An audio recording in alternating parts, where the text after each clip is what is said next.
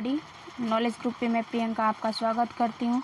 और जैसा कि एसएससी एमटीएस में हमारा noun topic part of speech में फिनिश हो गया है, ठीक है। तो नाउन टॉपिक फिनिश होने के बाद उस पर हम लोग कुछ क्वेश्चन प्रैक्टिस सेट किए। आज जो हमारा न्यू टॉपिक स्टार्ट होने वाला है प्रोनाउन स्टार्ट होने वाला है, ठीक है। चलिए आइए जानते हैं प्रोनाउन किसे कहते हैं। प्रोनाउन को हिंदी में स्वरनाम कहते हैं। जान लेते हैं इसका परिभाषा क्या है। तो pronoun is a word that used in the place of noun.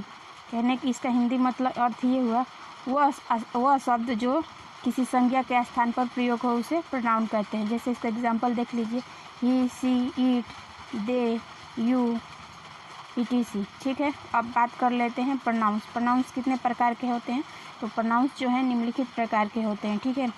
पहला प्रोनाउन जिसे पर्सनल प्रोनाउंस कहते हैं, इसे हिंदी में व्यक्तिवाचक सर्वनाम कहते हैं। दूसरा रिफ्लेक्सिव प्रोनाउन जिसे हिंदी में निजवाचक सर्वनाम कहते हैं। तीसरा डेमोन्स्ट्रेटिव प्रोनाउन जिसे हिंदी में संकेतवाचक सर्वनाम कहते हैं। चौथा ये है रिलेटिव प्रोनाउन जिसे हिंदी में संबंधवाचक सर्वनाम कहते हैं। पांचवा है डिस्ट्रीब्यूटिव प्रोनाउन जिसे हिंदी में विभाग सूचक सर्वनाम कहते हैं। छठा है इंडेफिनिट प्रोनाउन जिसे हिंदी में अनिश्चयवाचक सर्वनाम कहते हैं। और सातवां है इंट्रोगेटिव प्रोनाउन जिसे हिंदी में प्रश्नवाचक सर्वनाम कहते हैं। अगला है हमारा एम्फेटिक प्रोनाउंस जिसे हिंदी में दृढ़तावाचक सर्वनाम कहते हैं। अगला है नौवां जो है रेसिप्रोकल प्रोनाउंस जिसे हिंदी में परस्परवाचक सर्वनाम कहते हैं, ठीक है। तो ये थे हमारे कुछ प्रोनाउंस और इनके चलिए ये नियम सहित हम लोग इसको पढ़ेंगे। तो चलिए सबसे पहले हम पढ़ते हैं पर्सनल प्रोनाउंस जिसे हिंदी में क्या कहते हैं, व्यक्तिवाचक सर्वनाम, ठीक है। अगर हमारा सब्जेक्ट चलिए अगर सब्जेक्ट है तो उसको ऑब्जेक्ट में कैसे बनाएंगे। आई और वी जो है हमारा फर्स्ट पर्सन में आता है, तो आई का ऑब्जेक्ट क्या बनता है, मी बनता है। और यू का अस बनता है, यू के यू ही बनता है जो कि सेकेंड फॉर्म में आता है, ठीक है। तीसरा हमारा जो है ही, सी, इट, दे, राम जो है ये थर्ड पर्सन में आते हैं और ही का हिम बन जाता है और सी का हर और ईट का इट और दे का देम बन जाता है और राम सम का जो रहता है वही होता है। तो ये थे हमारे पर्सनल प्रोनाउंस जिसे सब्जेक्ट से ऑब्जेक्ट बनाना है। तो चलिए आइए इसके नियम देखते हैं और नियम के अनुसार देखते हैं सेंटेंस कैसे बनता है, ठीक है। तो चलिए आइए देखते हैं। तो पहला रूल है कि यदि कोई प्रोनाउंस किसी वर्ब के सब्जेक्ट के रूप में प्रयोग किया गया हो तो उसे नॉमिनेटिव केस में रखा जाता है। जैसा इसका एग्जाम्पल है her went to Delhi by train. तो देखना है गाइस कि इसमें एरर कहाँ है। तो इसमें एरर जो है हमारा हर के जगह पे सी बनेगा। तो इस तरह हमारा सेंटेंस क्या बनेगा कि she went to Delhi by train. तो ये हमारा सेंटेंस बिल्कुल करेक्ट हो जाएगा। ऐसे ही दूसरा में देखना है। दूसरा हमारा सेंटेंस है you, he and me have decided to go there. तो देखना है गाइस कि इसमें एरर कहाँ है, ठीक है। तो इसमें हमारा एरर है मी की जगह क्या हो जाएगा, मी की जगह हो जाएगा आपका आई। मी की जगह आई आ जाएगा। तो इस तरह सेंटेंस बिल्कुल करेक्ट हो जाएगा। तो सेंटेंस हमारा क्या बनेगा, you, he and I have decided to go there. तो एकदम बिल्कुल सेंटेंस सही हो जाएगा। ऐसे ही तीसरा देखिए Ram and me are likely to go there. तो देखना है इसमें कि इसमें एरर कहाँ पे है। तो इसमें एरर है हमारा गाइस राम एंड मी की जगह पे क्या हो जाएगा, मी की जगह पे क्या हो जाएगा। जैसा कि पहले सेंटेंस में मी की जगह आई है तो इसमें भी मी की जगह पे हमारा आई हो जाएगा। तो मी की जगह पे आई आ जाएगा तो हमारा सेंटेंस क्या बनेगा, Ram and I are likely go to there. तो इस तरह हमारा सेंटेंस बिल्कुल करेक्ट हो जाएगा। आइए इसमें रूल नंबर 2 देखते हैं। वो रूल नंबर 2 क्या कहता है।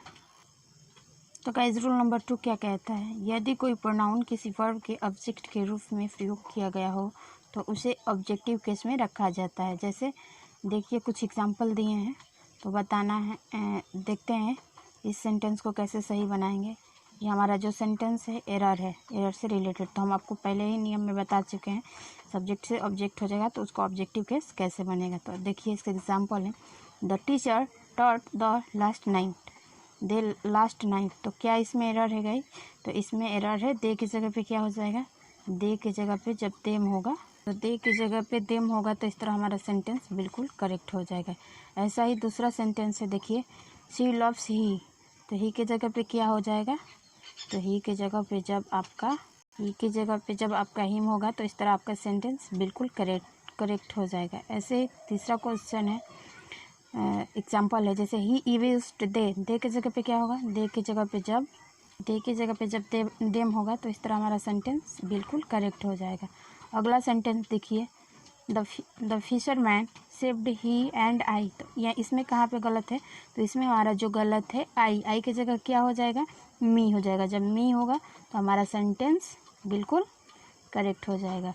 तो गाइस इस तरह हमारा सेंटेंस क्या बनेगा, the fisherman saved him and me, तो इस तरह हमारा सेंटेंस बिल्कुल सही हो जाएगा।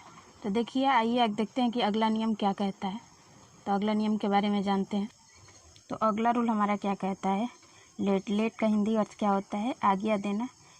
लेट या किसी प्रीपोजिशन के बाद प्रोनाउंस को ऑब्जेक्टिव केस में रखा जाता है। जैसे देखिए let he do this work, तो देखना है कि इसमें एरर कहाँ पे है। ठीक है, तो आइए देखते हैं इसमें एरर कहाँ पे है। तो इसमें एरर हमारा जो है, ही की जगह पे क्या हो जाएगा, हिम। जब हिम होगा तो इस तरह हमारा सेंटेंस बिल्कुल करेक्ट हो जाएगा। तो सेंटेंस हमारा क्या बनेगा, सेंटेंस हमारा ये बनेगा कि let him do this work. दूसरा एग्जांपल देखिए, दूसरा एग्जांपल ये है कि let you and me solve the question. तो क्या इसमें एरर है, जी बिल्कुल एरर नहीं, एकदम करेक्ट क्वेश्चन है। आइए अगला रूल देखते हैं क्या कहता है। अगर पॉजेसिव प्रोनाउन का प्रयोग किसी वर्ब के सब्जेक्ट या ऑब्जेक्ट के रूप में किया जाता है तो किया जाता है। ठीक है, तो देखिए कुछ एग्जांपल है इसे, तो आइए इससे समझते हैं। जैसे दिया है कि और इज़ ए ग्रेट कंट्री, तो देखना है गाइस कि इसमें एरर कहाँ है। तो हमारा एरर जो है इसमें है, तो इसमें एरर जो था हमारा और था, और की जगह ऑर्स हो जाएगा। जब ऑर्स हो जाएगा तो सेंटेंस क्या बनेगा, ऑर्स इज़ ए ग्रेट कंट्री, तब जाके हमारा सेंटेंस बिल्कुल करेक्ट हो जाएगा। दूसरा एग्जांपल देखिए, these books are not mine, क्या ये सेंटेंस जो है इनकरेक्ट है, जी नहीं, बिल्कुल इनकरेक्ट नहीं है। जो हमारा सेंटेंस है बिल्कुल करेक्ट है, इसमें किसी प्रकार का कोई एरर नहीं है। अगला एग्जांपल देखिए, they meet you friends and mine in the theatre, क्या इसमें क्वेश्चन में कोई एरर है, जी नहीं, बिल्कुल इसमें भी एरर नहीं है। तो देखिए आइए अगला नियम देखते हैं क्या कहता है, प्रोनाउन से रिलेटेड है। तो उसमें नोट था, तो नोट देखिए क्या कहता है, अगर पॉजेसिव प्रोनाउन के बाद किसी नाउन का प्रयोग कभी नहीं किया जाता है, जबकि पॉजेसिव एडजेक्टिव के बाद हमेशा किसी न किसी नाउन का प्रयोग किया जाता है। जैसे देखिए योर हाउस इज़ ब्यूटीफुल, देख रहे हैं ना, एडजेक्टिव के बाद। ऐसे ही दूसरा हमारा सेंटेंस है, your is a beautiful house, तो देखना है कि गाइस इसमें एरर कहाँ है। तो एरर है हमारा, तो एरर जो था हमारा योर होगा, योर की जगह पे क्या हो जाएगा, जब योर्स हो जाएगा तो हमारा सेंटेंस बनेगा yours is a beautiful house, तो इस तरह हमारा सेंटेंस बिल्कुल करेक्ट हो जाएगा।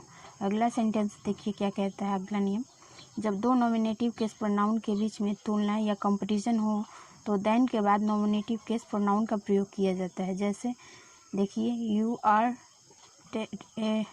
टेलर देन मी, तो क्या सेंटेंस है इसमें कोई एरर है, जी नहीं, बिल्कुल एरर है।